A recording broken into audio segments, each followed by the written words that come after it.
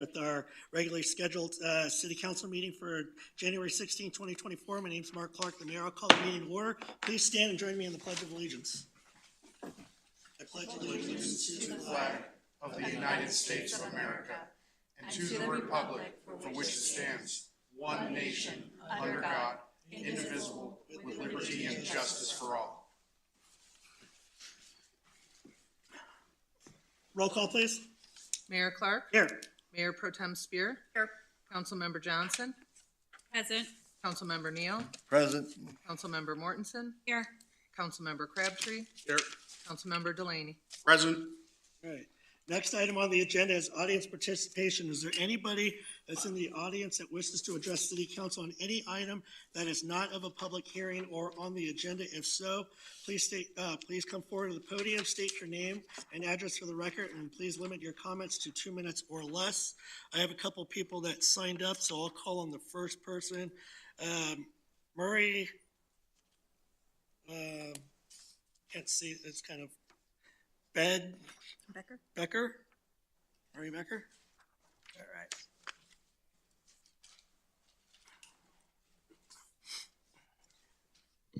The question I have is on this recreational vehicle parking and how this came about. All of us who bought this land down there were bought 30, 40 years ago because of the property. And the way it states in here that we can only have one RV and one boat. When I bought the property, they told me I was grandfather clause in, which I bought it 40 years ago. So I can have cows, chickens, horses, and everything but pigs. So what would you rather see, an RV in my backyard or pigs? Unless the law has changed here and it says nowhere in your city council, in the charter, of how many RVs and boats we can have. What is the reason for this change? To beautify it? Even if I put a privacy fence up, you're still gonna see the RV. The 5-foot property line back from, you're still gonna see it. I would think you would take more offense to the cars and stuff that are sitting out in the driveways, or 5 or 6 cars on one property. But that didn't seem to make a difference. But I would like to talk to somebody when this meeting is over at any time about this. All right, well, we will thank you for your comment. We appreciate it. We as a council, we'll let other people speak, and then we'll decide on, take all of your concerns under advisement, and we'll, as a council, make a decision on how we want to move forward with the ordinance that we have passed. Thank you. Thank you. All right, I have, is that Steven? Steve? Steve? Oh, hey. Steve Grant.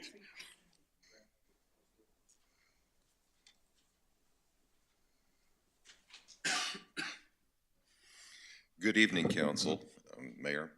For the record, Stephen Grant, 2405 Dock Drive here in Evans, and I'm voicing my concerns about the RV in action. I live and my backyard is bounded by 37th Street and Harbor, both of which are high traffic streets. I live on a cul-de-sac with a very deep driveway, and yet this RV, excuse me, this RV parking ordinance says I cannot park anything in my driveway. It has to be behind a fence. Would you like that coming off of 37th Street, or would you like that coming off of Harbor? Your answer to that would be neither. And so because of that, my wife and I have been looking at RVs, and because of that, we either have to pay an unfair private tax called storage, which is several thousand a year, or we have to not be able to purchase an RV, and we cannot park it in our driveway, despite the fact that it could hold a 40-foot RV without any problem, 3 cars wide, et cetera, et cetera. I believe that this overreaches. I believe that it is a property right issue. I believe that it's a liberty issue, and I should have the discretion to be able to park an operable, safe vehicle in my driveway at discretion. Now, this scenario prohibits me from using my property.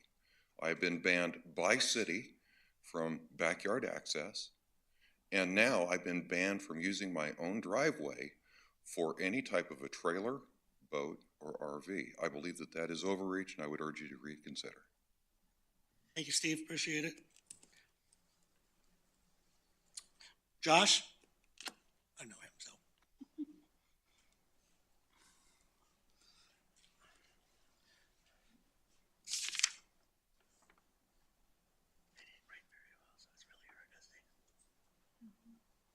Council, Mr. Mayor, I'm here to also talk to you about the trailer. I would like to know when it was actually posted or notified to the city and the residents as to when that vote was going on. I saw nothing. I received nothing in the mail, saw nothing on the website, and I watched that very closely. Secondly, I would like to know about the the Water Association, the non-pot. Every document I get from the city now concerning the non-pot says usage per 1,000 gallons. I'd like to know where the meter is, because I know that there's not been a meter put in my property. I don't know if I'm being charged for my neighbor's usage or really what's going on with that. That's all I have. Thank you. Thank you. All right. Tim? Hubbard.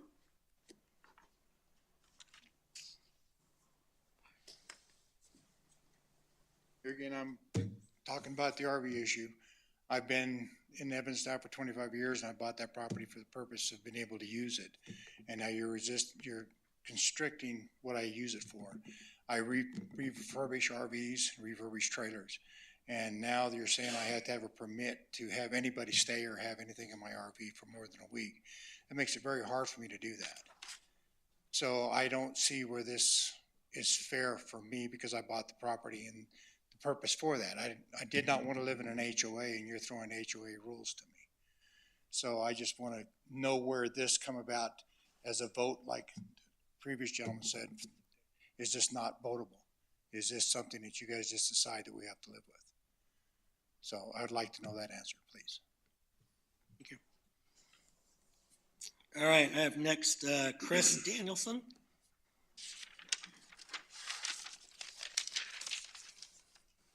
Good evening. Chris Danielson. I live at 3918 28th Avenue in Evans. I'm also here to talk about the RV ban. I did email the members of the council and the mayor at 4:45 today with all of my concerns written out in great detail. I don't think there's time for me to go over them all right now, but along with the rest of these people, I agree. I bought that property. When I did buy it, we bought it in Evans specifically for the reason that there were no HOAs or covenants in our neighborhood.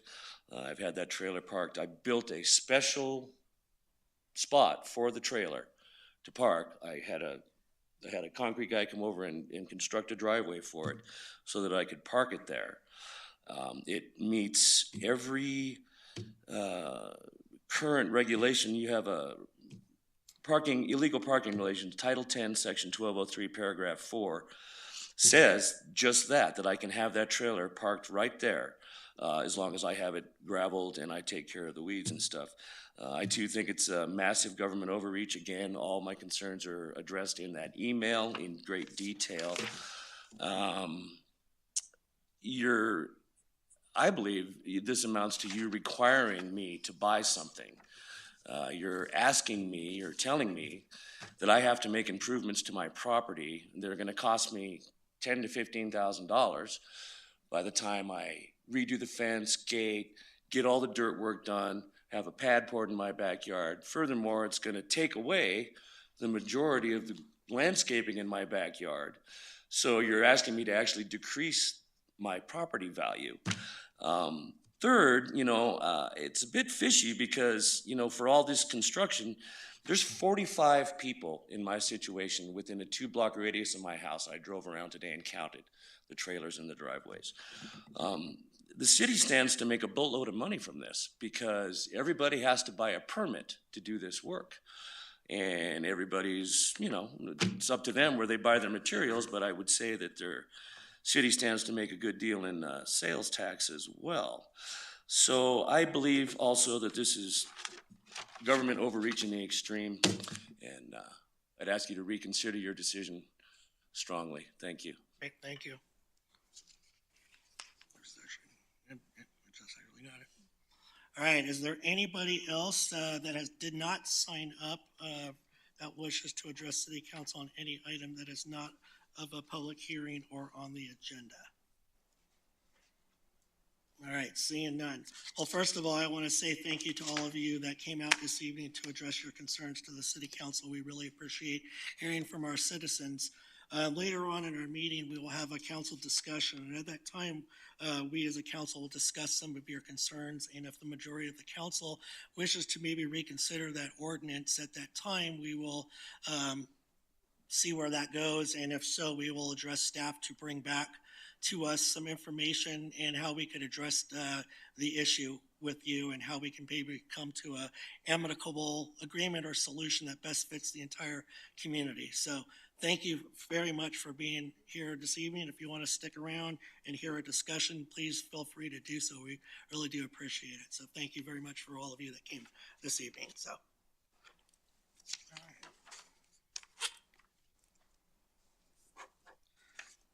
All right, next item on the agenda is approval, I'm sorry, Madam Clerk, is there anyone online that wanted to address council? One phone call listening. Okay. Sure, absolutely, please, thank you.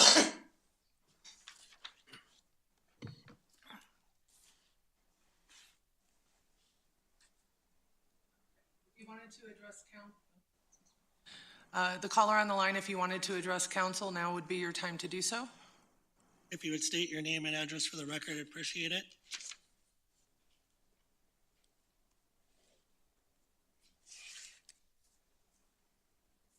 They have not. Okay, Can we provide like a chat to say, hey, just in case they can't hear? Not on a phone call, you can't. Oh, it's on phone call. Okay. And then, Thank you. Mr. Mayor, the gentleman who also brought up two topics, one, water. Is there a way that, is there someone on the team you have taken care of that? Thank you. all right. All right, seeing none, I will move on to the next item, which is approval of agenda. Madam Clerk, are there any changes to the agenda? No, Mayor. All right, I'd entertain a motion. I move to approve the agenda. Second. I have a motion, a second, to approve the agenda. All those in favor, signify by saying aye. Aye. All opposed, nay. Motion passes. Next item, consent agenda. Item number one, approval of the January 2nd, 2024 City Council meeting minutes. Item number two, consideration of ordinance number 813-24 to amend the zoning map of the city of Evans, second reading. I move to approve the consent agenda. I second. I have a motion, a second, to approve the consent agenda. All those in favor, signify by saying aye. Aye. All opposed, nay. Motion passes. All right, moving on, new business. Item number three, consideration of wastewater treatment plant expansion design engineer contract, and we will hear from staff.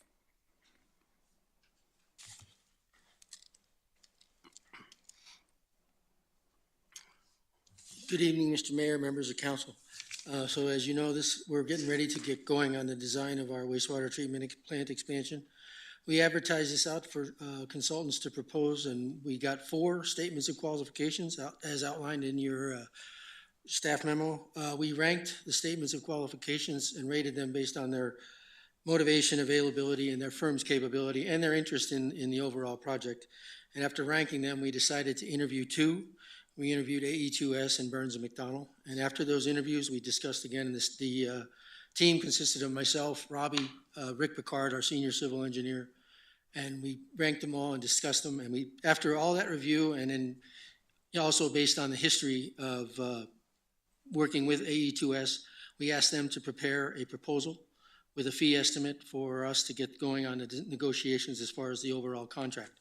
The proposal they've given us gives us a preliminary fee, which gets us to about 30% design, which addresses some of the questions that were raised in the work session.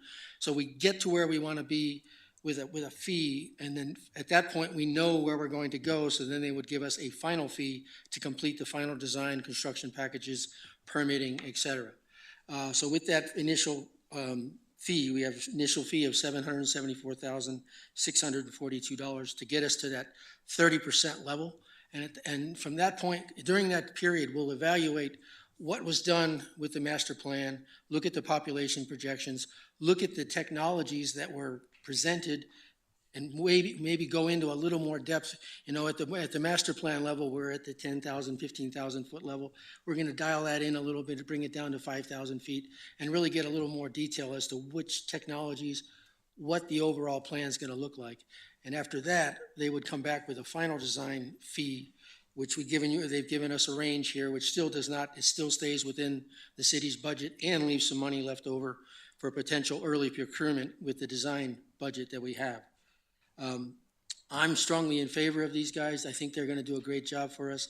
They're presenting some really talented people that are bringing a lot of experience, as Jose, 40-plus years on their project manager lead. He's even got more experience than myself and Rick. So that's saying something. So I think they bring a great team to us, and I'm recommending that the contract be approved. We will bring back an amendment to the contract after that 30% level to clearly specify what that final total contract amount is. With that, I'd be happy to answer any questions. Great, thank you, Mark. Any questions or comments for, I have a comment, and I mentioned this during our work session, but I just want it for the record. I just want to ensure that once we get to the data component, that the numbers come, at least we get an overview of what that looks like.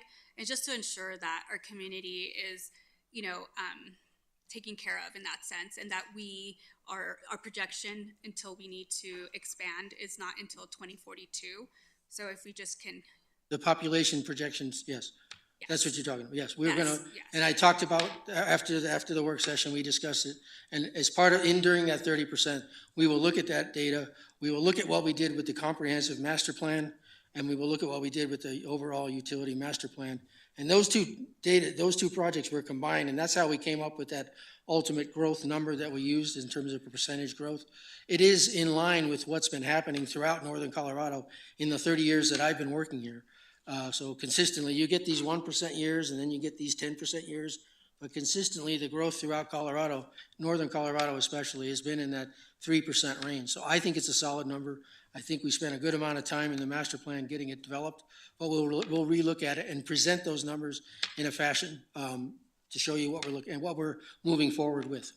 And I appreciate the expertise, and not to say that you're all not good with what you do, but it just, just as a measure for us, just because in the past, we're to this point for a reason, and just we want to ensure that those numbers are looked at prior, and especially because this council, they're going to stamp it and say, move forward as we go. So I just want to ensure that we know for certain that, and we agree with what that progress will look as it moves forward.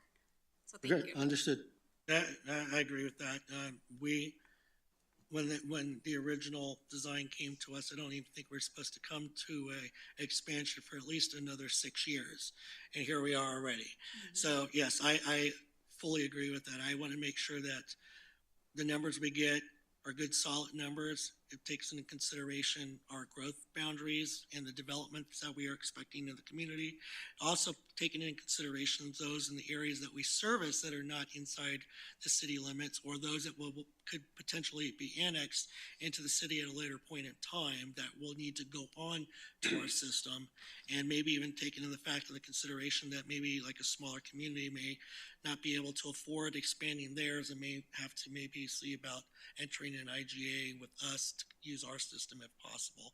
And of course, they would have to, pay for their, fees of that. But I just want to make sure that we are providing solid numbers, and we're not going to find ourselves in a position once this thing gets started and say 6 years from now when it's built out, and then 2 years later, we're back in the same square that we are today. So. And the growth area that was shown on the master plan still has to be verified through the 208 board, but it does include areas within the city limits, current city limits, like Arrowhead, that at some point in time will annex and will be contributing flow to the wastewater treatment plant. And it includes the areas south of the river that were outlined in when AE2S did that modeling for what's going to happen back there in terms of what the pipe sizes are going to be and what that lift station might look like on the south side of the river, directly south of the wastewater plant. So those areas will be included and are included in the current planning that was done and approved by the 208. And we will just document that and present that to you before we go to final design at one of the public meetings. Thank you. Mark? Yes, go ahead, Fred. Councilmember Neal. When I first got on council, one of the first ribbon cuttings I was invited to was for the new wastewater treatment plant. And then a year and a half later, we're finding out it was undersized. And when we were having discussions back then, via Zoom, the state demographer was still putting out the 1.5 or 1.8 people per household in Evans. And we just had a house rent out on Belmont Street, single level. There are 4 cars parked in the front yard, and one, I'm assuming, is some kind of a dually work truck for that same house. So I'm very concerned, like several members of the other the council are, about the population projections on this facility. And I just want to get it on record too, that I want to make sure that we get a really good estimate on population and growth. Yes, sir. Any other additional questions, comments? If none, I would entertain a motion. I move to award the wastewater treatment plant design contract in the amount of $774,642 with a contingency of $77,464, 10%, to AE2S to be used only with the city manager approval for a not to exceed amount of $852,106. I second.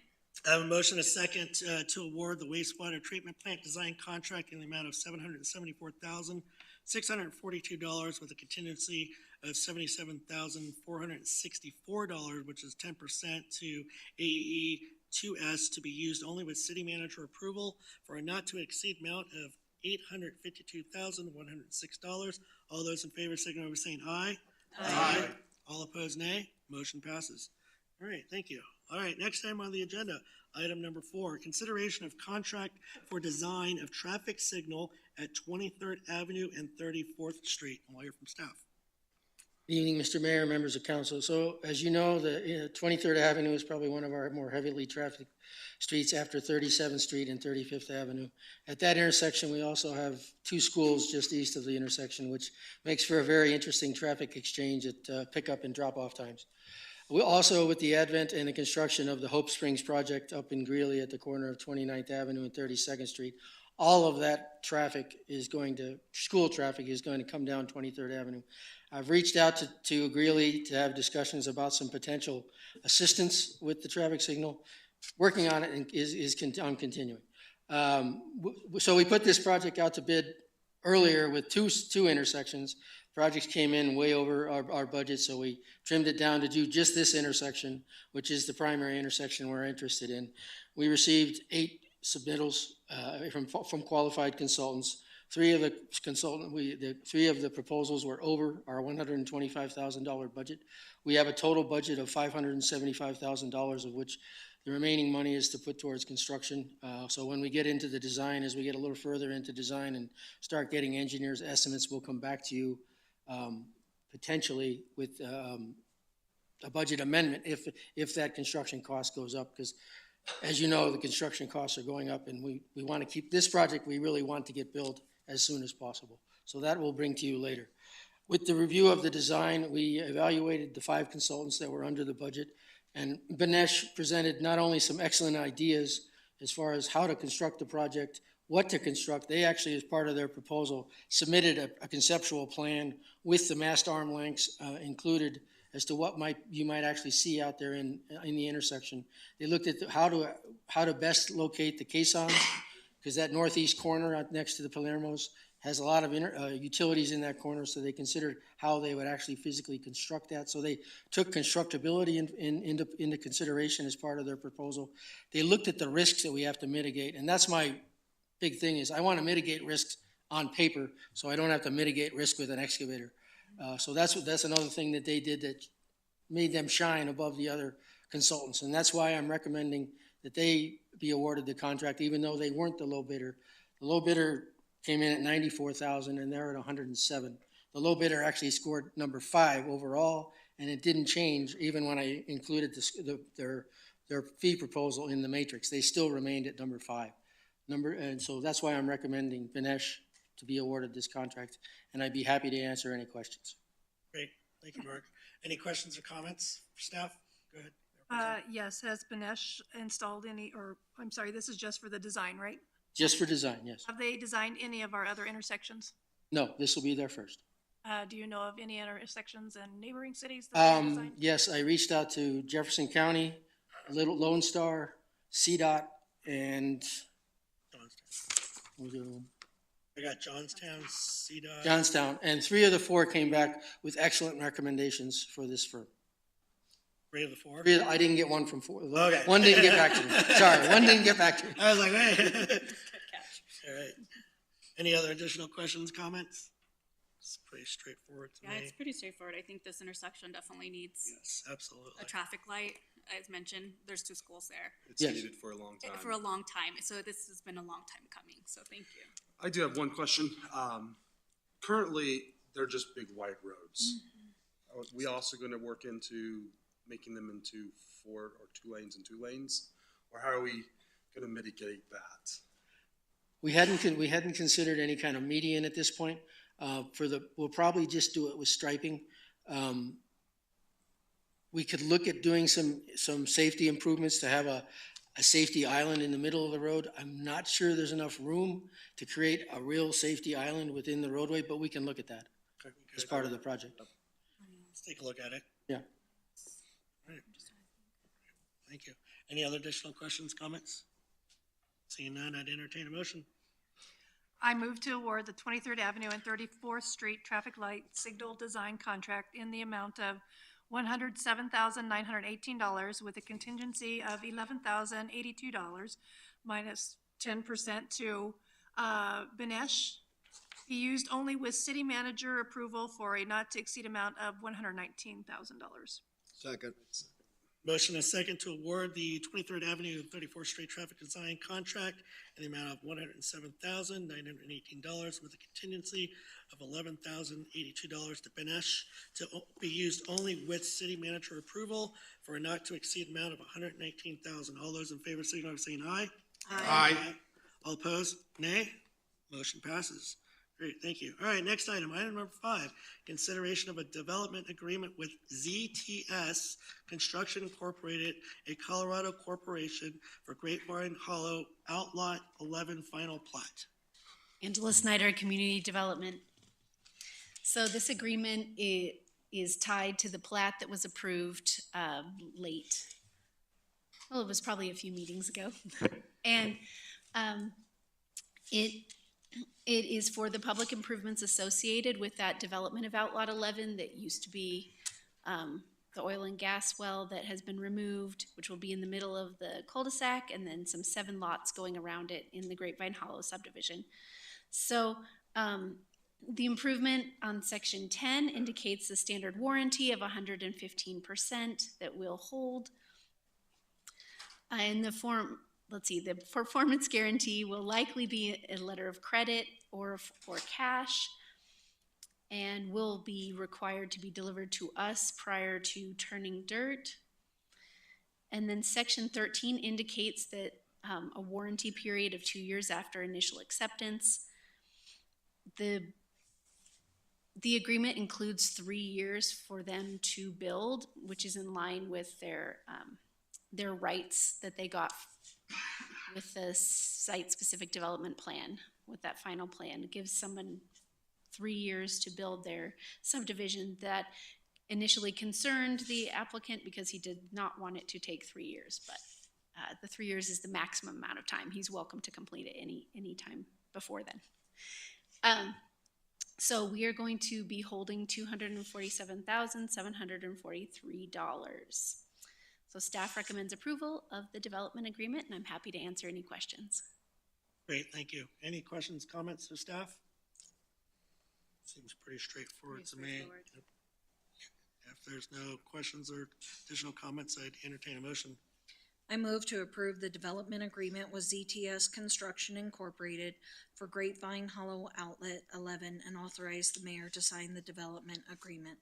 Second. I have a motion and a second to approve the development agreement with ZTS Construction Incorporated for Grapevine Hollow, Outlot 11, and authorize the mayor to sign the development agreement. All those in favor signify by saying aye. Aye. All opposed, nay. Motion passes. Thank you, Angela. All right, next item, report, city manager. Yes, Mayor and Council, I just have a couple things for you here tonight. First off, I'd like to thank the Public Works and the Parks team for their work over this past weekend, clearing streets and clearing the snow.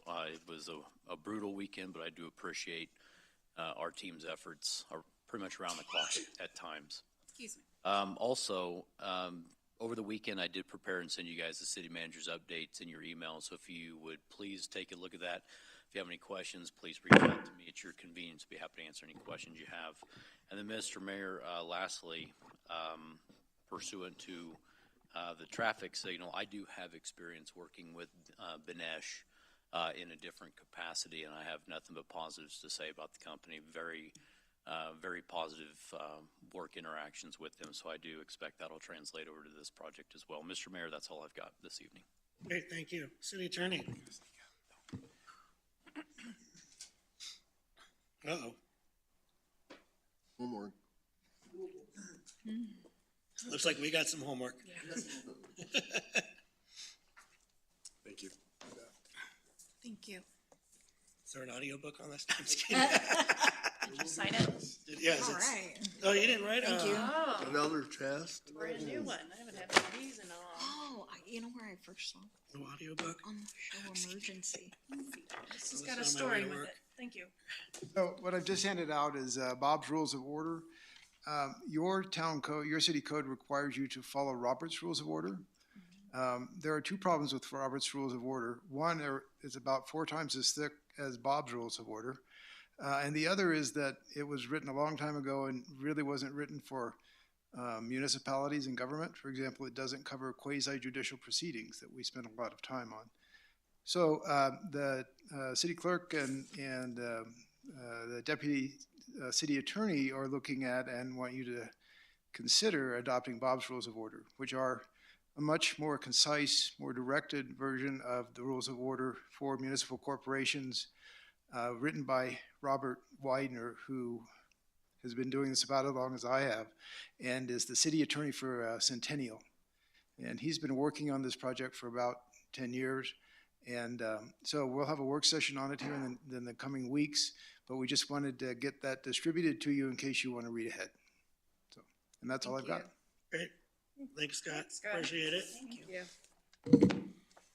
you. All right, well, I'll start reading it. We'll start reading it. Yeah, so, all right, great, thank you. Anything else? All right, sounds good, thank you. All right, council discussion, next item on the agenda. And I will open it up for any council discussion. I'll just make a real quick comment. We have our retreat set for that Saturday, the 27th. It's going to be held at the Rush Event Center, 9 o'clock to about noon.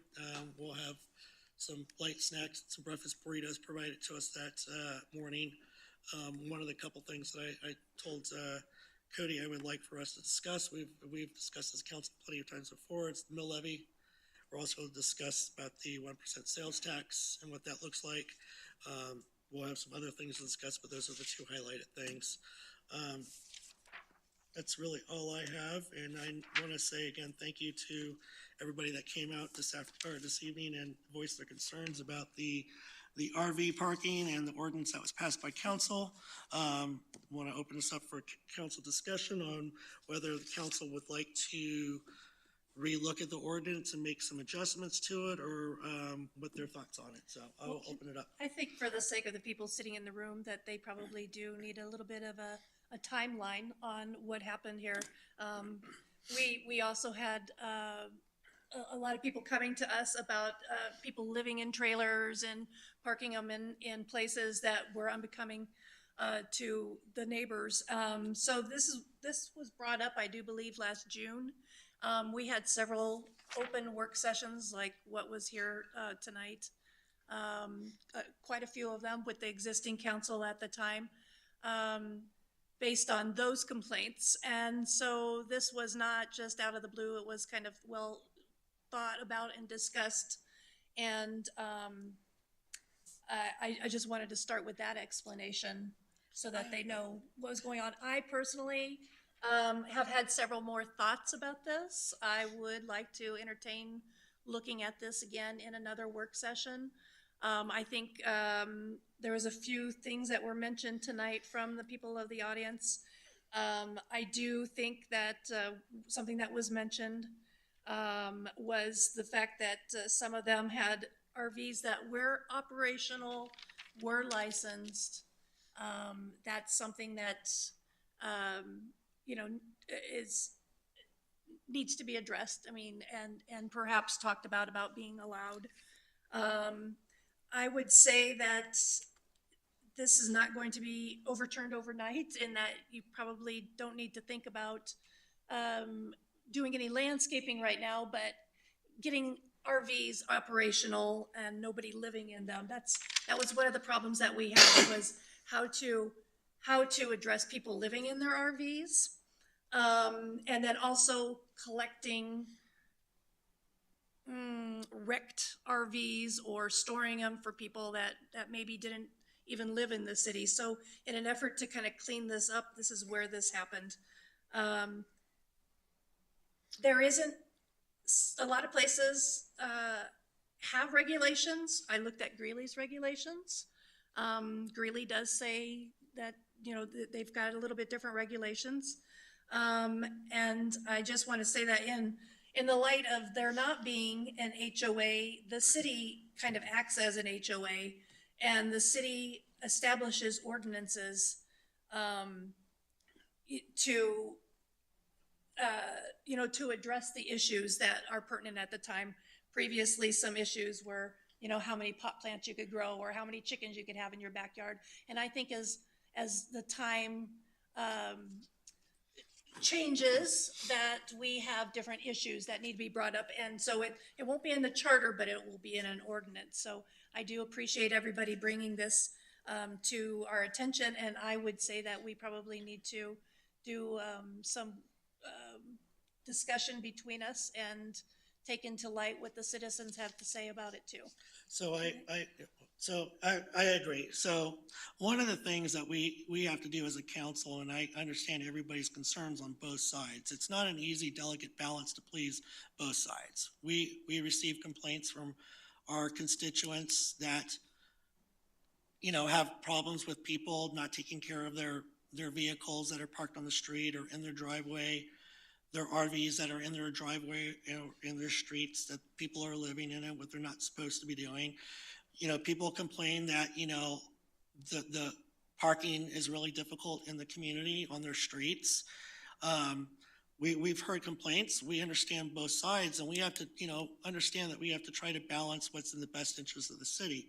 One of the things that we also considered over the few months that we discussed this before it was voted on is one of our priorities as council is to drive economic growth and development. And when we hear from citizens, not only citizens, but, businesses and everything, that one of the things they point out to us is we need to really, do a great job of cleaning up our community. And one of the things that we decided to do as a city is start with, our city operations, our city buildings, try to do the best thing with our infrastructure, get that up to par, get that, redone, but also, hope communities, our neighborhoods take pride in making sure that their houses are upkept. They have registered vehicles. They're allowed, they're doing everything they can to make our city looks great, to attract businesses and everything. We understand we can't please everybody. We just have to make a delicate balance to see what's the best interest of our community. And that was what we did when we took a look at this ordinance. It wasn't to penalize people. It wasn't to punish them. It was to just help beautify our community. I have neighbors when we first discussed this that have RVs and boats, and they take really good care of them. And I said, there are people out there in the community that take really good care of their stuff.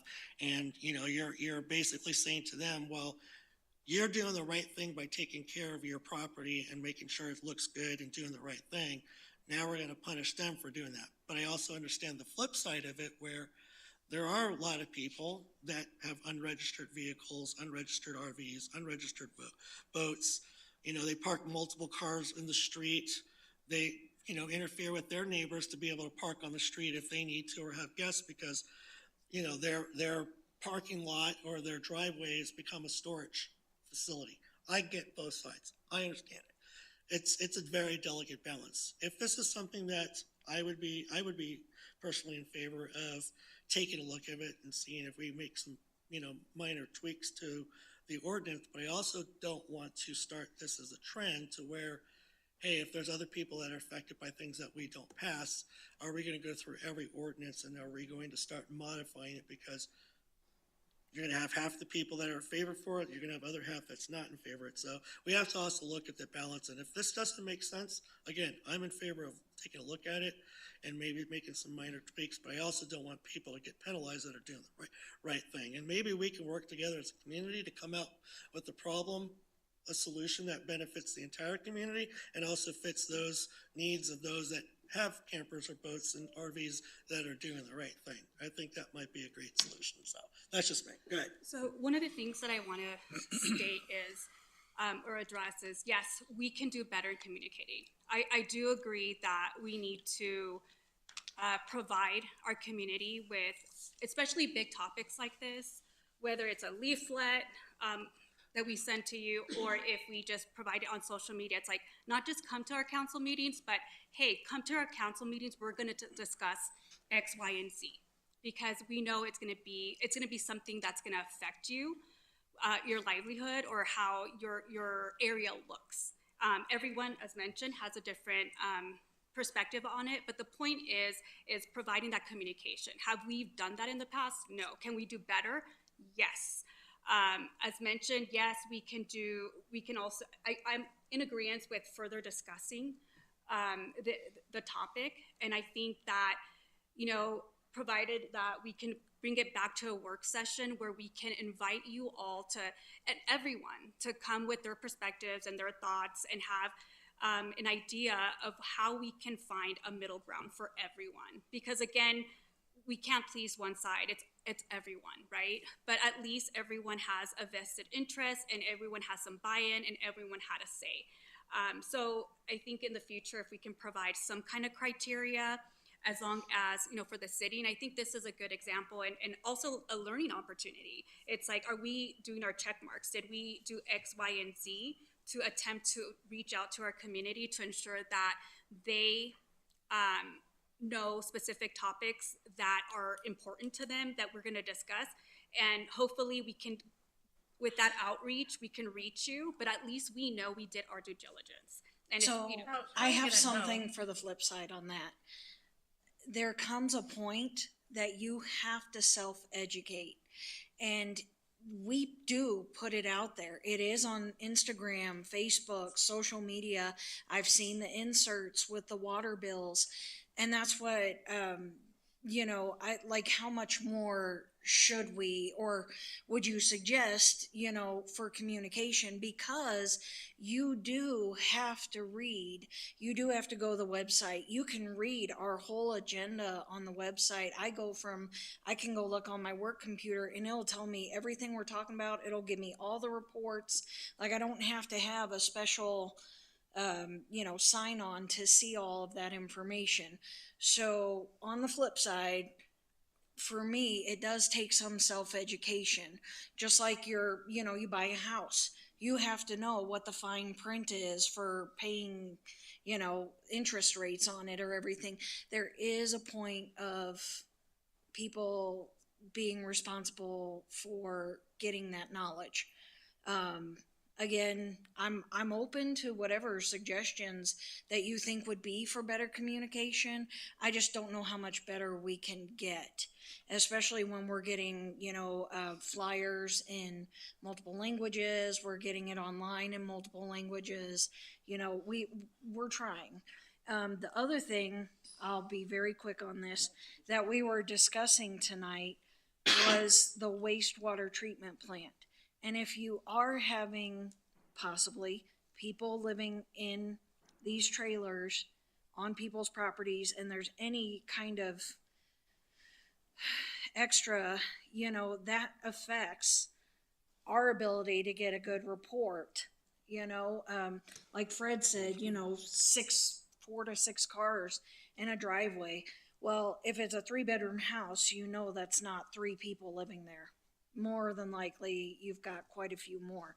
So we're looking at the city as a whole, not just an area or certain people are a way to make this, to have the city make money. That didn't even cross any of our minds when we were discussing this.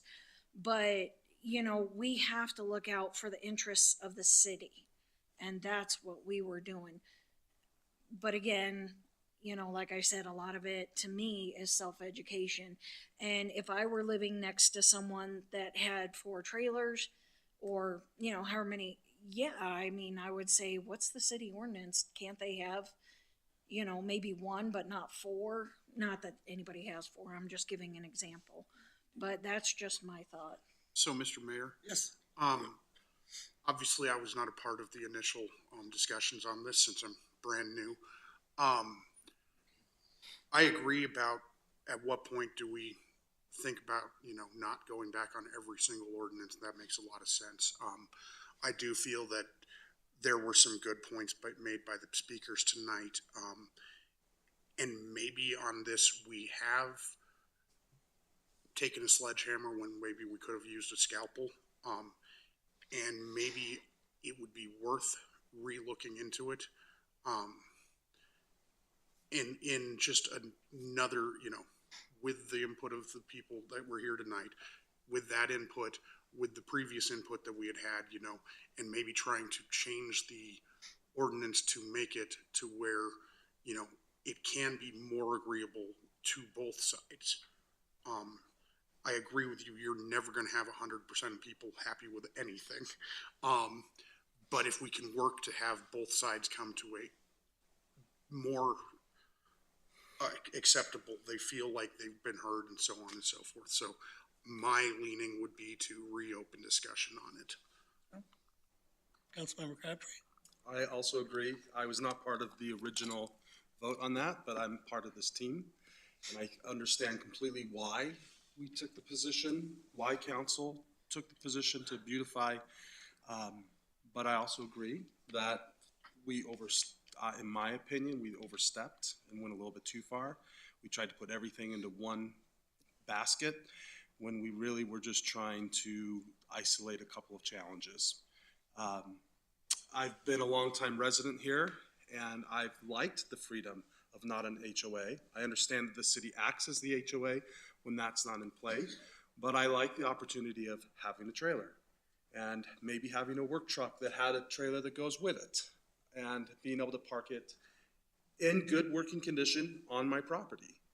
I understand the perspective of the council and how that would pan out, but I would like to open discussion and have a more finite ordinance to really balance out both sides.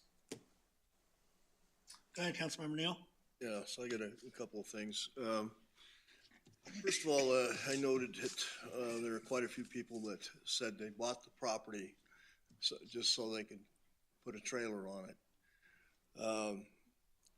Years ago, and the officers present may remember this individual, Officer Lisa Duffy responded to a complaint on my street about a trailer that a mobile home had been sitting there.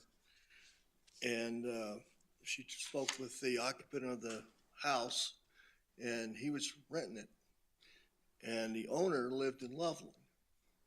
And he specifically bought a house in Evans so that he could park his RV on the street in Evans because the city of Loveland would not allow him to park his RV on his property. So that kind of shows you how contemptuous other municipalities or people from other municipalities were of Evans back, I'll say 20 years ago. I'm not sure how long ago this incident occurred, but it was. The other thing is my neighbor right across the street, they had an RV for years. They finally decided it was not worth the expense of having it because they could only use it a few times a year. And, Ralph was out there, you know, winterizing it every year. And they had enough room to park it in the front yard, along the side of their driveway. But they, figured in the cost of owning such a vehicle, and had it in a storage yard. So that's, unfortunately, the reality in a lot of cases, that's what you have to do. So with that being said, are you wanting to re-look at it, or are you happy with the way it is? Well, I'm happy to relook at it and get, some alternate point of views, but as, Councilwoman Spear, Mayor Pro Tem Spear had said that part of the issue that was brought to us was people living in them for extended periods of time and not being licensed or unsafe. So, Mr. Mayor, should we have a special work session on this, or can we add it to an upcoming? Because I do know that these people have notices, they've been given 4 months That's exactly to what comply, and I don't want to give them 4 days to comply. I would like to have them have a lot of time to. So what I would suggest, and if we could do this, can we hold a work session on this, you know, as soon as possible? And with those notices that were sent out, can we either rescind them or not start? I know we gave them a 4-month grace period, but can we not start enforcement with that until we as a council come up with a new policy or a new ordinance to modify it and not hold people accountable for it? Okay, so you hit on a couple questions I had. If we're not going to do a special meeting, then we're currently planning for March 5th or March 19th. If the council would like, I can identify an off Tuesday. I can identify an off Tuesday an off Tuesday night where we can have a work session on this 5, 6 o'clock at night, if that's the council's desire. And we could move on that much quicker, late January, early February. Staff's going to need a little bit of time to prepare information, because I also need to know what information would you like to see at this work session. Also, we have distributed, as I was told today, 116 courtesy notices that give the 4-month grace period. That's a lot. That is the direction on whether or not to proceed with that. I need direction from you guys. If you do not want any additional notices distributed, I need that direction. I would like no additional notices to be sent out, since the majority of the council wants to revisit this ordinance. Very well, that's easy enough. And as far as enforcement of this, these are courtesy notices, which is providing a 4-month advance notice, if you will. So there's nothing to take action on necessarily yet, because it would involve additional inspection at that time. So I think we're in a pretty good place for a moratorium at this point, until I have further direction from the city council as to how you guys would like for me to enforce this. So I am looking at the calendar. Would the council like to do a special meeting? I know we're going to need to give direction to the staff on how we want to proceed with possibly modifying this ordinance. I don't think January 30th is probably going to be enough time on an off Tuesday. So we have council meeting the 5th and the 20th of February. We could look at possibly doing a special meeting on the 13th and or the 27th, or what we can do is, if we want to expand our council retreat and have a little bit more information provided to us then, and make a decision at that time. I think, aren't we going to invite people? So Well, the council retreat is open. to Yeah, I public, understand so. that, but I can't think stay there's so longer much on that day. I council already have retreat. something to do. Okay, And And I can't do the 14th. the 13th, you mean? Mm. The 13th or the 27th of I February? can do the 13th. Mr. Mayor, if I may,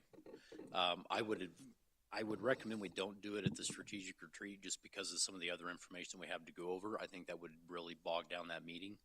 If we're not going to issue any more notices, then we do have time to get us to the March 5th or the March 19th. That's way long. And that gives us an opportunity to prepare information.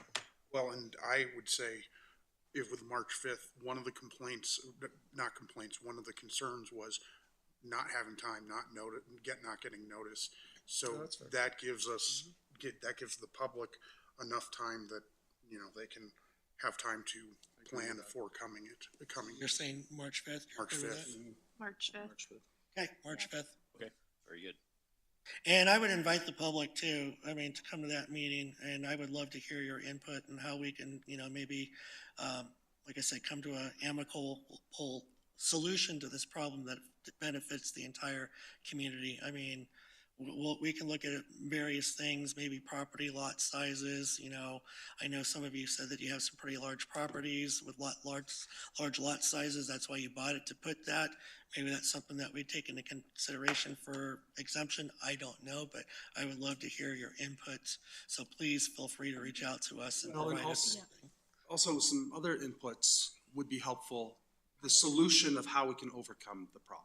So the challenge that really surfaced was people living in RVs, vehicles that are dilapidated and need to be towed.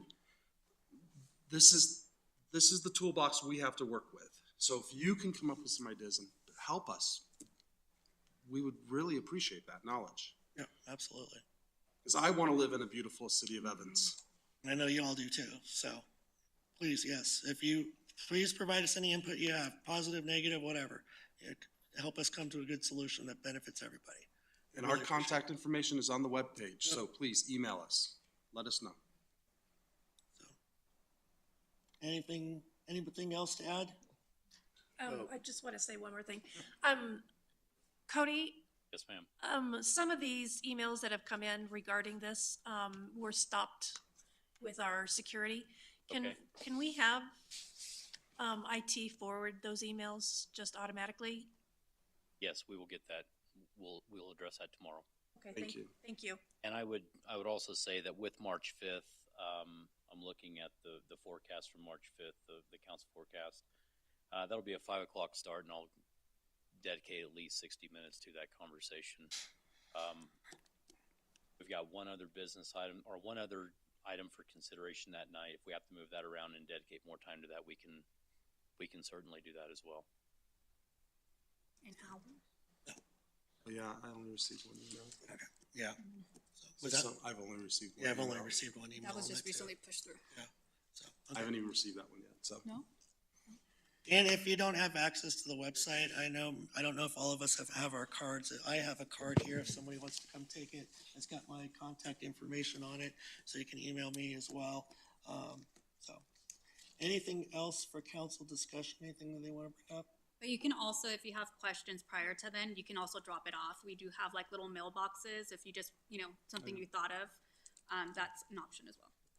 Councilmember Neal?